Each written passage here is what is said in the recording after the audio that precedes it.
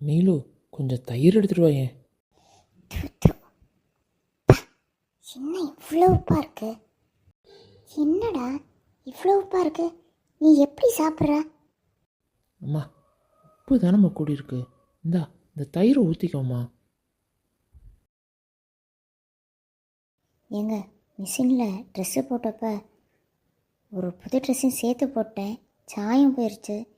உங்கள் சட்டையில் கொஞ்சம் சாயமாயிருச்சு. தெரியாமல் தாங்க பண்ணிட்டேன்.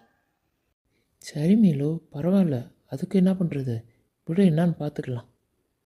ஆ, சரிங்க. ஏண்டா, நீ பண்ணுறது கொஞ்சமாக நியாயமாக இருக்கடா. உன் பொண்டாட்டிக்கு ரொம்ப தாண்டா இடம் கொடுக்குற. நீ கொடுக்குற இடத்துல தான் அவர் திமிர் பிடிச்சி அணிஞ்சிட்ருக்கா. சாப்பாடு ஒழுங்காக பண்ணுறதில்ல, துணியை ஒழுங்காக துவைக்கிறதில்ல. போதும், நிறுத்துங்கம்மா. ஏம்மா எப்போ பார்த்தாலும் அவன் மேலே கோவப்பட்டுட்டே இருக்கீங்க? சாப்பாடில் உப்பு அதிகமாக போடுறதும் ட்ரெஸ்ஸில் சாயம் பிடிக்கிறதும் யாராவது வேணுக்குனே பண்ணுவாங்களா? வேணுக்குனே ஏதாவது ஒரு விஷயம் பண்ணால் அவளை ஏதாவது சொல்லலாம். தெரியாமல் பண்ணுற விஷயத்துக்கு திட்டுறனால என்னம்மா ஆக போகுது? எனக்கும் அவளுக்கும் சண்டை தான் வரும், மனஸ்தாபம் தான் வரும்.